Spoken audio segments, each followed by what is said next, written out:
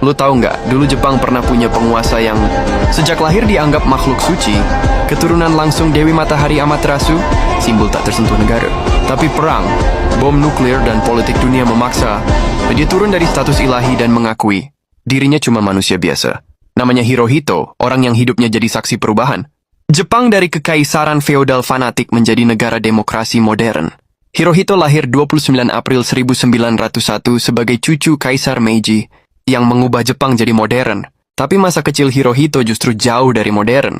Dia dipisahkan dari ibunya, dibesarkan oleh pengasuh istana, dan sejak kecil dilatih menjadi simbol suci, bukan anak.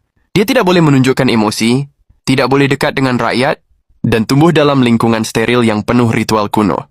Ironisnya, dia lebih tertarik pada biologi laut, mikroskop, dan sains ketimbang pedang atau militerisme yang nanti melekat ke namanya. Saat remaja, tahun 1921, dia dikirim melakukan tur Eropa, pengalaman yang membongkar seluruh worldview-nya. Dia melihat Inggris yang modern, Prancis yang demokratis, negara-negara barat yang maju. Dia sadar Jepang harus berubah, tapi justru saat itulah militer Jepang sedang naik daun, makin agresif, makin radikal. Ketika dia pulang, Jepang bukan negara beradab Eropa yang dia lihat. Jepang sedang memanas, penuh kudeta kecil, pembunuhan politik, dan militer yang haus perang.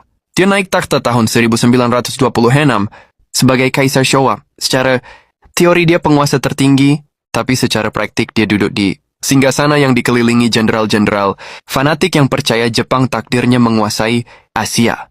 Jepang menyerbu Manchuria 1931, melancarkan invasi besar-besaran ke Cina 1937, dan militer kadang bergerak tanpa izin resmi.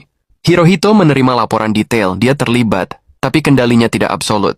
Struktur Jepang saat itu kacau, kaisar disucikan, tapi militer jalan sendiri. Perang Dunia II mempercepat semuanya. Jepang menyerang Pearl Harbor 7 Desember 1941. Setelah itu konflik membesar, Pasifik terbakar. Jutaan orang mati, kota-kota hancur. Jepang menghadapi AS, Inggris, Cina, Australia, dan seluruh sekutu. Hirohito berada di tengah badai itu. Dia tahu negaranya semakin kalah, tapi militer menolak menyerah. Bahkan ketika Tokyo diratakan, ketika 67 kota dibom habis-habisan, ketika rakyat kelaparan, para jenderal tetap ingin perang sampai orang terakhir. Lalu terjadilah dua ledakan yang mengakhiri era lama Jepang, Hiroshima dan Nagasaki, Agustus 1945. Setelah bom atom dan ancaman invasi Soviet, Hirohito akhirnya memutuskan menyerah. Untuk pertama kali dalam sejarah, suara kaisar yang biasanya sakral terdengar di radio. Dia tidak bilang kita kalah, tapi dengan bahasa halus mengakui Jepang harus menanggung yang tak tertanggungkan.